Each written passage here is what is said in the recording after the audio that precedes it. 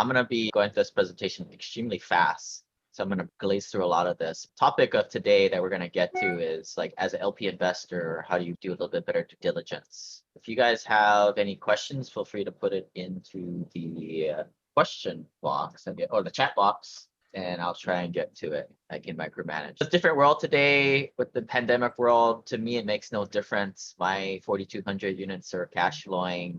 Normally, we're at 97% collections. Through the worst of COVID, April, May, we went down to maybe the mid to lows. But the reason why we like multifamily is you don't become like Sonic the Hedgehog and lose all your coins. If you can stay above 60% occupancy in the right underwritten deal, you're still making money. You're still in the black.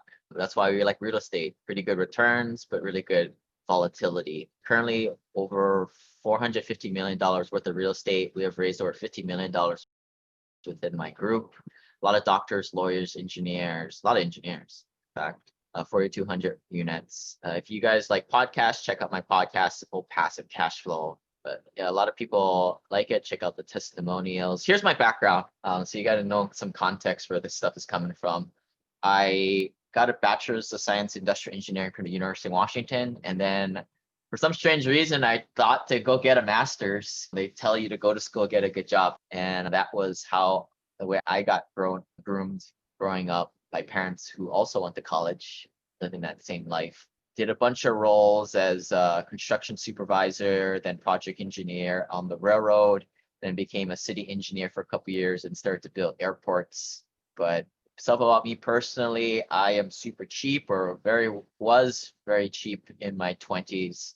Today, I do things a little bit differently, but I take a shower at work, charge my Anchor battery at work before everybody had the Anchor batteries. It's a whole bunch of ways to be cheap and save money. So I could put money to these investments. And I grew up in Hawaii. I live here now. I moved back home, but I was in Seattle in 2009 where I started my investing, bought a rental property, A-class rental, knew nothing about rental value ratios, knew nothing about not investing in primary markets like California, Washington, Hawaii.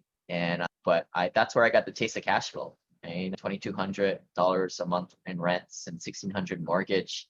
That was a lot of beer money to a young 20-year-old kid. And that's where I got the motivation to educate myself, as many of you guys are doing right here. And it took me a while to kind of get to this stage. Again, 2009 was my first rental. 2012, I went out of state for cash flow, started to pick up 11 single family home rentals. And around 2015, I got to a point where I was looking for the next thing because I started to realize that having all these single family homes spread across the country was not scalable.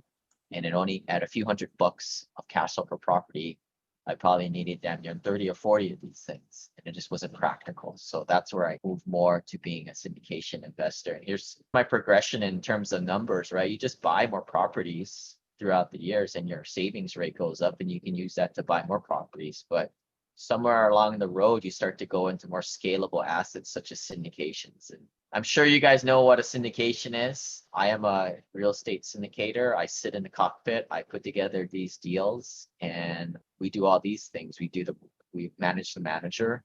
Our role is asset manager. We get attorneys, we get inspectors, we get brokers. We do all the work so people can sit and coach, sit down, cash their checks and go to sleep. Just like how I do when I fly to the mainland to check out my deals. Just go to sleep for 8 hours. So you're getting into the LP education here, right? Like wide world of syndication, you can syndicate whatever you want. Multifamily apartment is a popular one that I like personally for many reasons, but you can syndicate a brewery, you can syndicate a tech startup. First thing you want to ask as an investor is, all right, are we working with a debt deal or is it equity deal? Now, debt deal is for those of you guys who have invested in a house flip. Right? You're lending money to an operator, house flipper, to go and do a project, and they're going to pay you maybe 8%, 9%, 12%, depending how unsophisticated they are or how much of a big risk they are. You may get more or less, but this isn't a great return. You don't get any of the upside, and it's ordinary income. Ordinary income is bad. Stay away from that. No good. Equity investors look for equity deals that you get upside. Trouble with the upside is you may have to wait a little bit to get your returns. But this is why I invest in equity deals. I want the upside. And I also want it in the form of passive income. So those you guys out there, this is what I do at my mastermind a lot. Deals is probably 1/3 of the picture, but most of it is family office advising. Last year, I paid no taxes. Many people don't pay taxes, not only on the gains that they make from their real estate, but talking globally. You're making a big salary at your job, yeah, no taxes. And there's a way to do this. For those of you guys who are looking to be sponsor syndicators, I give you guys the 2-part test. Are you good at being a landlord, doing all this heavy lifting stuff? Do you enjoy it? Because if you do it right, you're gonna be financially free in 5 years. Why the heck would you want to start doing something you don't enjoy?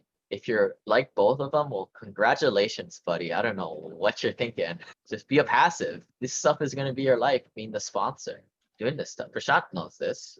All kinds of stories. Even on my single family homes, right? You deal with this type of stuff. This is on my YouTube channel where I did a walkthrough of like a tenant trashed my property.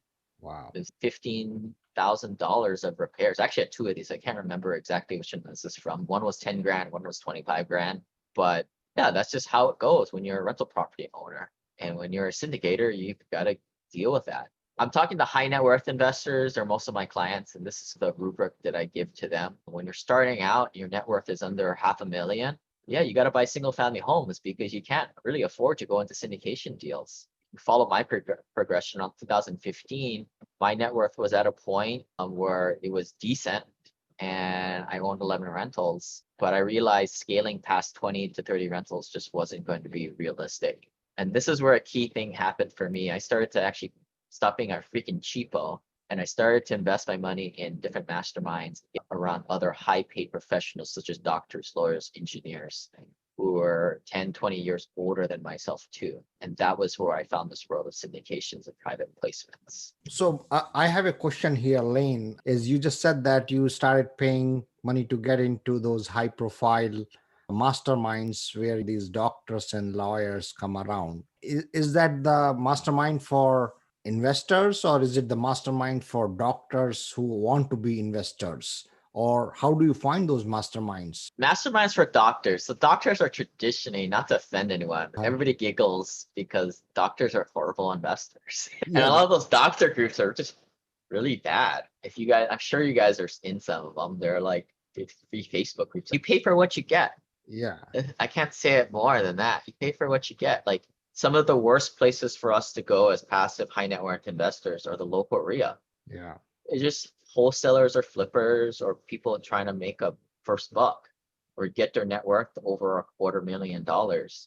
And then don't get me started on the free face or free online forums out there. You go on there, they're all wholesaling and flipping, super active investors. And look, if you don't make 80 grand or more at your day job, maybe you have to do that. But there's a lot of people out there that make pretty decent money and their highest and best use is at their day job. yeah, yeah. Yeah, see, the challenge, I'm not talking about from a passive standpoint. I'm talking about from syndicator standpoint. Where do you find these people? How do you get involved in their groups? Because if it is a doctor's group, they don't talk to anybody else. They are like up there. As you said, not to belittle anything, but they're not good investors. So they don't know how to communicate with them. How It's do you like, get access to groups like that? yeah, I don't know. I just get referred to people like that. And I think that the doors are closed for good reason to keep any random person out. yeah, yeah, that's true. All right, I'll let you continue. So this is a little flowchart. I'm an engineer, so flowcharts are just dictate whether you're more of a passive investor LP, or maybe you should put in some sweat equity and do some deals, or maybe real estate's not for you. You need money to do real estate investing. If you don't have money, you got a money problem. So here's, if you guys want to Google these charts and make this for yourself, it's called a Sankey diagram. Cool. But the secret is like making more money and spending less in the net. And that was my claim to fame. Like when I was first working, I was able to save 50 to 80 grand a year for my day job. I actually didn't live anywhere for 3 years and I just lived on the company dime in hotels. That's the secret. Boom. But all right, let's talk a little bit more seriously about like passive investing in deals. There's a lot of ways you can passively invest. As we said, we're going to focus in on syndication investing. Here's a chart that a lot of my investors like where it's like on the y-axis, the left side, you got your kind of your percent of returns you can probably make in this. And the left side is the more lower risk stuff. The right is the higher risk stuff. So here's are all traditional things, right? These are like things that you can do better, right? Under this dotted line here. Stocks, bonds, mutual funds, REITs, lending money to friends and family. Ooh, we want this stuff. We want the goodies, right? And as an investor, you want to at least be in this side of the line and figure out where your risk reward profile, where your investment philosophy comes into place. And for a lot of people who are new to this stuff, you start off with the basic stuff like bonds, money market. And for those, I use the analogy of sushi. So we don't have too many sushi eaters in the crowd, I'm guessing, but it's just a good example. Good because if you're squeamish of raw fish, right? How do I get you to step up to the good stuff? I give you a California roll, it's fake crab. And then I give you like a shrimp tempura. And then I give you the spicy tuna. And if you guys have tried spicy tuna, most times people who give it to you don't tell you it's raw. You find out later. But then we step you up to the good stuff. And that's where the syndication deals come in. So I help a lot of people get turnkey rentals, get started, step them up to syndications, and then maybe to some exotic stuff. I know you're playing around with assisted living stuff that's a little bit more on the exotic side. And you get there, right? This is all progression. So we're going to go over 10 tips for being a limited partner, things to check out. These are by no means all encompassing, but one way is just understanding how the numbers work. If you guys want to go to this URL, you can download my simple analyzer here. Just you can put in the yellow inputs. It calculates the purple ones and it gives you what the property is worth. Very basic. And then also I have my more detailed analyzer for single family home rentals. Won't help you analyze larger deals, but if you can break it down on a per unit basis, right? If a sponsor is buying a 350 unit at $25 million, you can go 25 divided by 350 and you get a price per unit. You can also find the average rents. You can start to put it in here to have some basis in reality. Again, that's all available for free. One of the biggest things to check as a passive investor is what is the operator using for assumed rent increases? Now, there's a whole bunch of data that they would likely pull from. Yardi Matrix is a great resource. I would say I wouldn't feel comfortable anything above 2.5%, 3% rate increases per year as an assumption. I'll usually underwrite at 2% in a good market like Dallas or Huntsville, Alabama.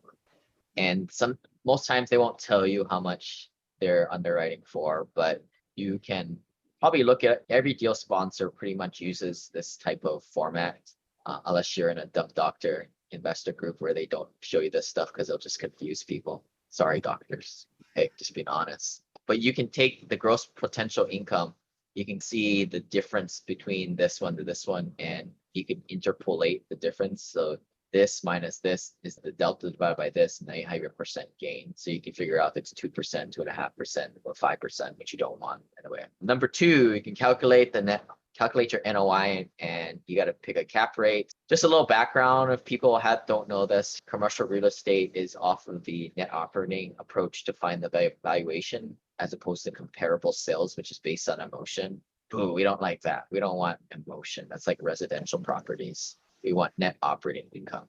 So some of the basics are your net operating income, which is your income minus all your expenses, minus your mortgage service, of course, divided by the cap rate. And that's magically the estimated property value. So working with big numbers here, the cap rate is super important. What is picked? And this is how like the magic of multifamily or just commercial real estate in general. I mean, if you can bump the rents up, you can create substantial value. Property management bumped the rents up $45 across the board on 100 units at an 8 cap. That's $675,000 of value created right there. Or you add reserve parking at $10 a square or a space times 20 spaces at $300,000 of bumped value right there. So where I'm going with this, cap rate is super important. There's this thing called the reversion cap rate, which is exit cap rate. You want to make sure that the sponsor is using at least half a point to a full point reversion cap rate. The reason why is because that exit cap rate is when you're going to exit the deal. We don't know what the heck the cap rate is going to be in the future. 3 to 5 years, we don't know. So what would we do when we don't know? We try and be conservative and we try and assume that we're selling into a crappier market. So if you're buying a property at a 5.5 cap today, prevailing market cap rate, not particularly what that property is performing at. It's likely performing better. But the prevailing cap rate for that property in that submarket for that class, say, is a 5.5. I would probably like to show it at a 6.5 for reversion cap rate or 6.25.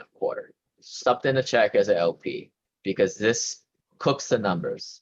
I can show you whatever I want on my performance sheet based on, and by just changing a certain number on the spreadsheet. And this is probably the most important thing that I could change to cook the numbers however I want. So if I wrote a property conservatively with a 1% reversion cap rate, say the deal returns 100% return 5 years.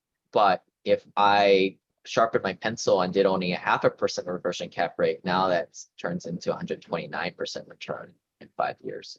What's dangerous is when you got a deal that is showing like it's 85% return in 5 years, but they're using a very slim reversion cap rate. So when you fatten that reversion cap rate, make it more conservative, that 85% return goes down to 40-50% return. And to me, that's not enough buffer in there. It's always good. Sometimes the sponsors will put in a sensitivity analysis chart in there, and that helps makes the math for you a little easier. And that's what these things show right here. So here's a picture that I did. You're buying at a 4 cap, and this, if you're assuming that your exit cap rate is at a 4, this is what happens when you hit the 5% reversion cap rate. That's why you try and assume that it is higher, so you don't get jacked up like that train. You don't get railroaded. What are typical terms for lending?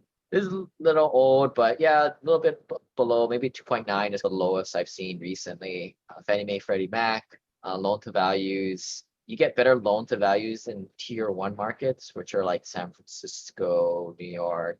But you wouldn't invest there, right? Because there's no cash flow there. Whereas tertiary markets, they're more tier 3 markets. And you can Google this on Fannie Mae, Freddie Mac, and it changes over time.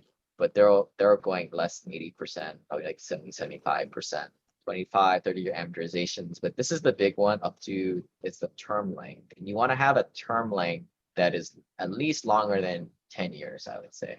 The reason why is, as we know, market cycles go up and down, and you don't want to be forced to sell or refinance in a trough. So you want to go into a deal knowing that if a trough does come, crappy market does come, that this term can bridge you over that gap. So if the bad times come, it's like that. And this 8, 10, 12-year one can bridge you over the gap. Too often, like mom and pop investors get these like crappy 5-year terms, and that'll just land you in where you don't want to be. Interest only sounds cool, and it is cool, but it does skew IR on projections a little bit. And I don't want to get too much into it because it's a little bit more of an advanced topic, but the prepayment penalties is a big thing. Not a lot of sponsors account for it in their deals. And although we'll usually do is, yeah, we can get a 15-year term, which I just said is more better, but at what cost, right? Because if you do a 15-year term, you might have heavy prepayment penalties. So what we'll do a lot of times is go to a shorter term length. 12 years is just as good, in my opinion, as a 15, so that we can buy down that prepayment penalty. We'll switch to more of a hybrid loan, and where we don't have the prepayment penalty, but maybe we're paying a little bit higher interest rate. So I think a lot of LPs, that probably just goes over your head, but just know that when you're looking at a deal, it's not just about the term length. It's not just about the interest rates. It's a little bit more bigger picture than that. Smaller deals have a little bit more risk, so interest rates are a little bit higher. And let's talk about tax stuff. Like, how do I pay no taxes, right? To me, Trump messed up. I don't know what he did. Paid $750. Probably had a minor oversight. I don't know how he is personally, but I'm guessing he probably yelled at somebody. Why? How did I pay $750? But yeah, so these larger deals, any real estate, you can do a cost segregation. So cost segregation, you send a geeky engineer out there with his clipboard, just making this story up, but creates a story. And he breaks down all the major components of the building and creates an amortization schedule, and it gets itemized on a 5, 3, 7-year time horizon. And currently, the way the tax rules are written, should you go through this exercise, you can deduct about a third of the building value in year 1. Again, as a LP, this probably just goes over your head. Doesn't matter.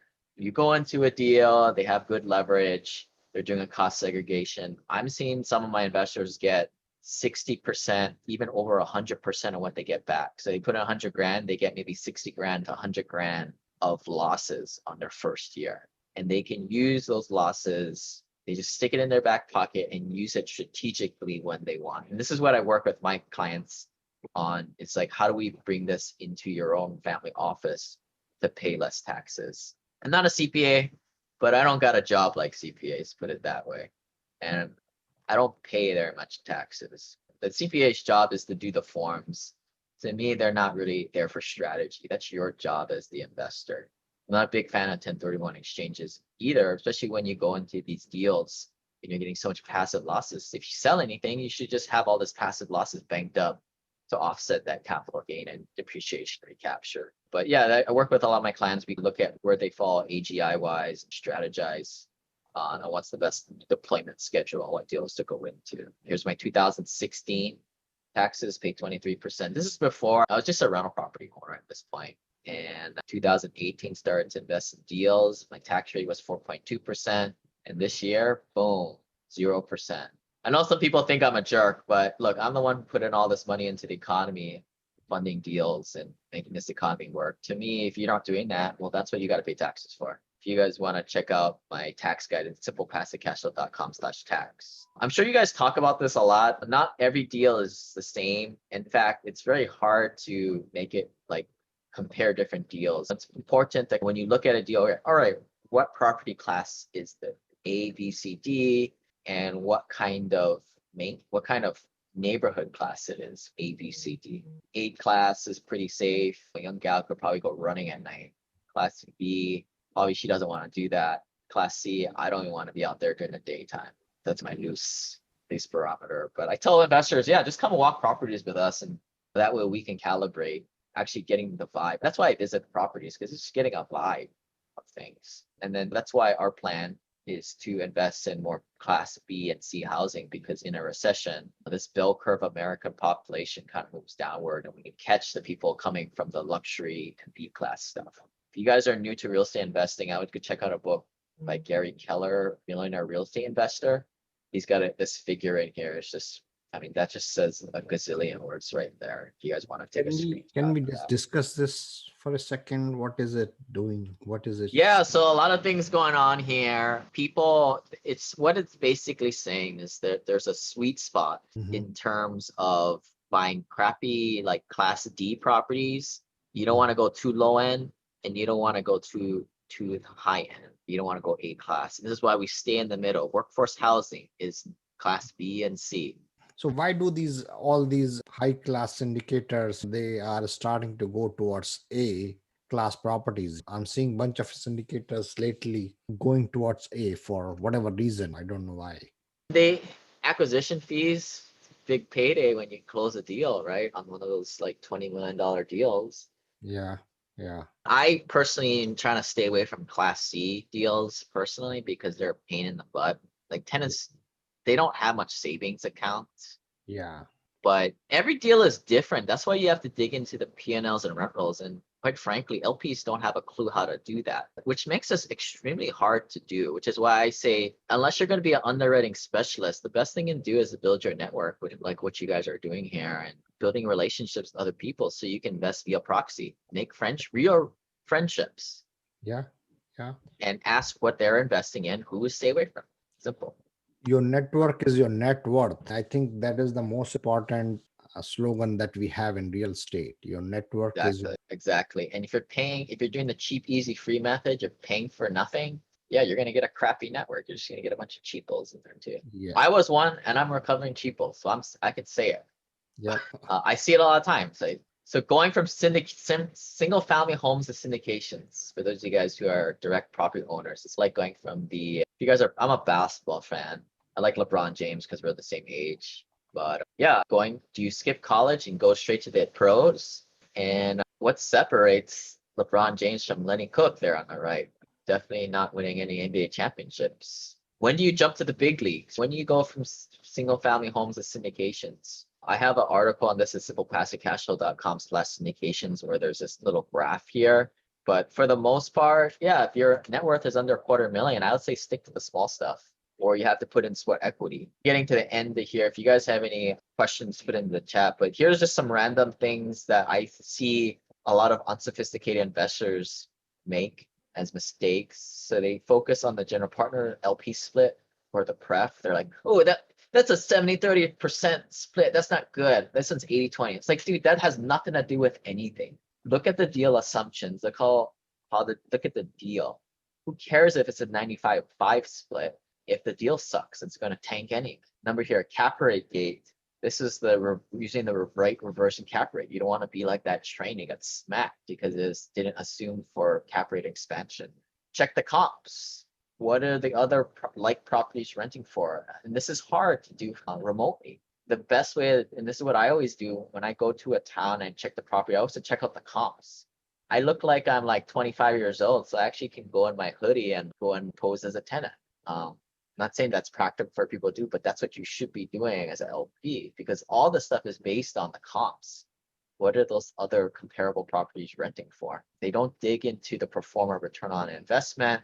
They just take hey, they said they're going to double money in 5 years. That means nothing. They can do whatever they want by putting the right numbers in there. They invested well, they don't know or trust. Like we said, build your network. That's why I did it. You don't want to be like me. I lost 40 grand in my first LP role. I just invested with the wrong person and it was through a random referral. You can read more about that debacle. But yeah, I think these syndication deals are better. They're stronger deals, but you just got to mitigate investing with a shyster. Yeah, and I think this is the way to go. This is why I invested in over like 20, 30 deals myself. You give up some control, but you get back diversification by different needs, different partners, asset classes, mobile home parks, self-storage, mobile homes. I'm 80% multifamily apartments personally, different geographic areas, different business plans. And people don't flex their equity. They just buy properties and never sell. I think that's a really bad idea. You got to keep it rolling. You got to get that equity moving, like in this diagram right here. Find your lazy equity, right? And this is what the syndications do, right? Once they do the value add, they sell, they get out, and you move it to 2 deals. None of this lazy money not doing anything. So some overall holistic wealth building stuff. This is what I personally like more than operating deals. Is like advising people on strategy for their own family office. It's not about getting your 15%, 20% IRRs multifamily, but it's about re-leveraging the lazy equity you have in your portfolio. Because when I do a deep dive and a coaching call with a client, likely like half of their money is not doing jack. And that's the stuff that we have to work on. That's these guys right here. Implementing infinite banking. I'm a big proponent of that, especially if your net worth is over $1 million. Getting retirement funds out of that qualified retirement scheme. I don't like retirement funds at all. No Roths, no QRPs, no IRAs. Getting your asset protection sized right, and then get you on that simple passive cash flow gravy train where optimizing taxes, getting passive loss to offset active ordinary income. Here's my personal portfolio and how it's all split up. And yeah, that's what I'm up to these days is just finding good class VC properties, putting a little value add and collecting the cash flow as that happens and then selling.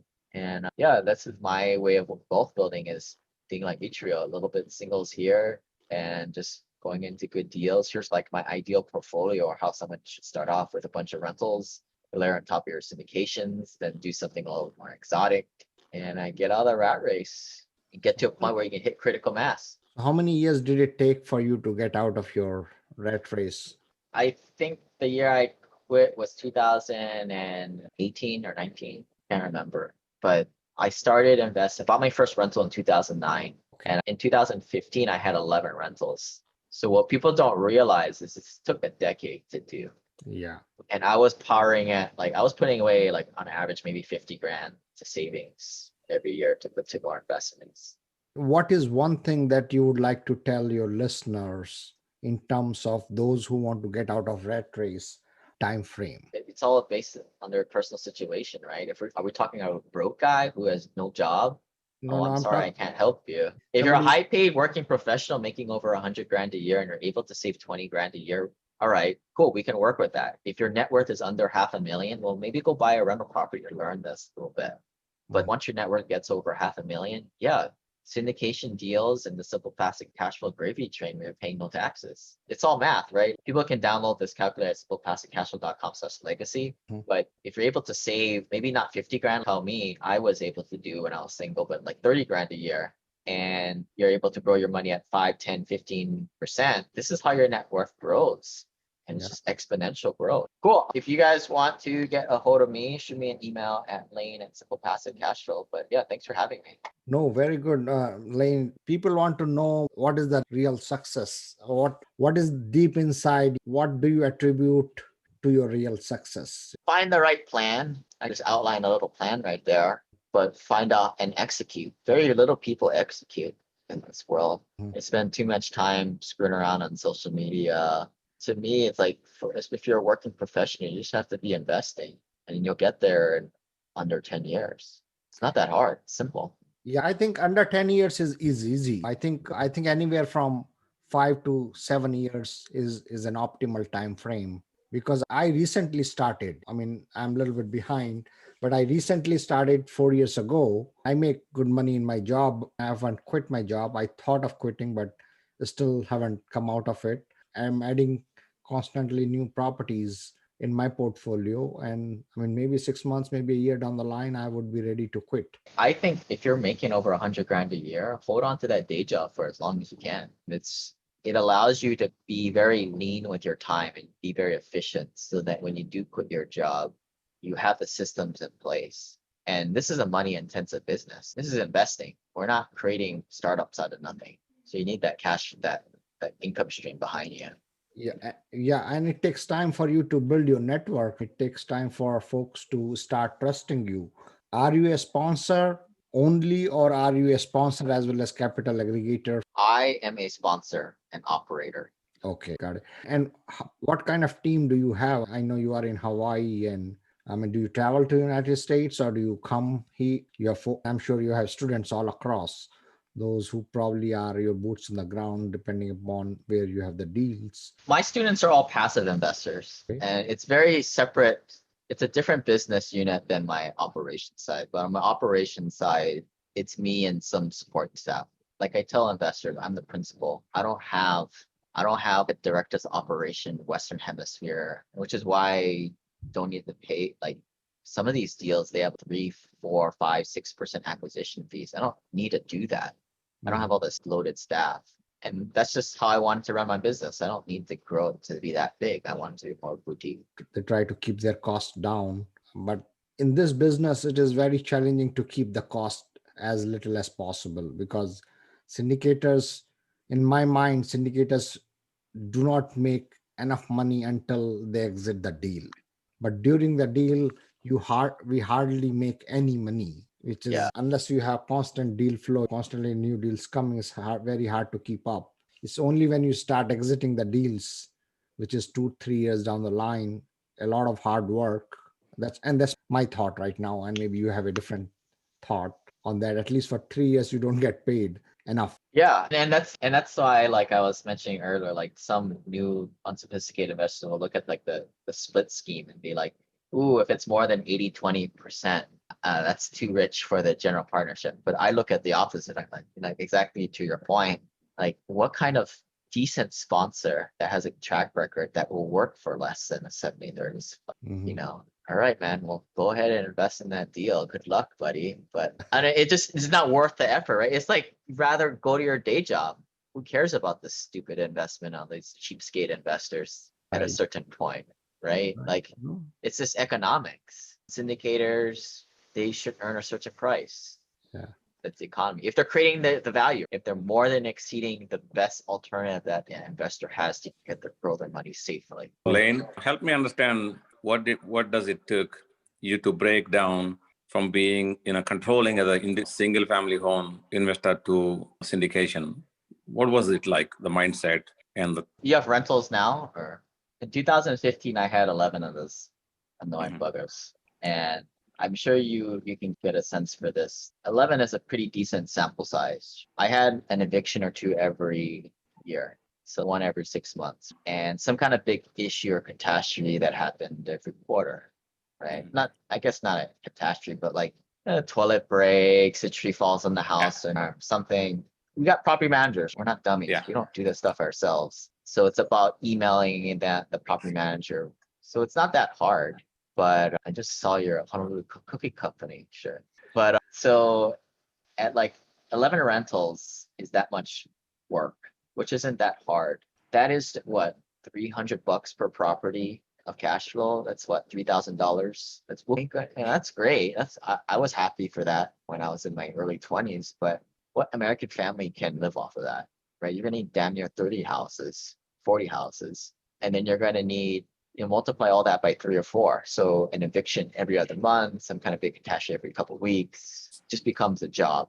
And as we all know, right, like I glazed over the slides, like the returns, when you first are going into property, your returns are pretty high, right? There's this thing I show a lot of people, right? Like you're making like 30% on your money. And then as time goes by, your property appreciates, you're paying down your mortgage, so your return on equity goes down to here. A lot of people own the homes outright. It's the dumbest thing because like your return on equity is jacked. It's like less than 5% for all that headache and liability. What you need to do is sell the asset or refinance it and get this thing back up. When you're talking like 30 properties, it's impossible to do. Take more time. Is there any reason why you would want to own single family homes or do it yourself? That's my question. I think that's what I was trying to. It's a mindset and it's a control issue. So I hear you, man. I thought the same way. I fought it tooth and nail. I was like, damn it, I don't trust nobody. I was the same way. But then you just gotta surround yourself with the people who are doing it too. I have 3 single families, and I spend more time worrying about those 3 than my 100 units, because my 100 units, I hardly lift my finger, and that's like easy cash flow. But these 3 single families, every other day there is some problem. My tenant has not paid me for last maybe 4 months in New York. I cannot do shit about it, and he's not going to pay me for next 4 months. That I know for sure. And I cannot evict. I cannot take. So what it is worth? I mean, is it worth my attention, worth my time, worth losing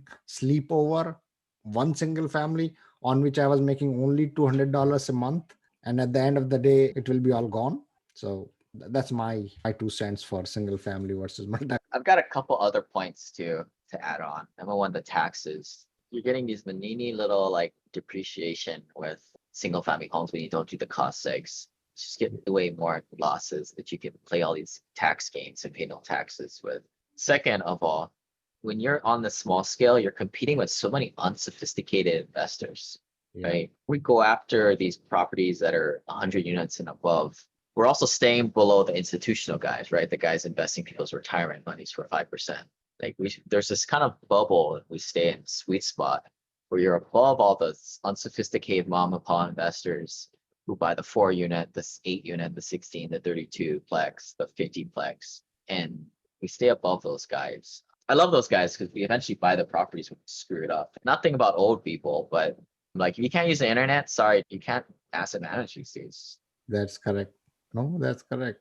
That's really true. I mean, there are guys in this world. When I bought my 72 units and I said, rent roll, can you please send me the rent roll? He will send me FedEx.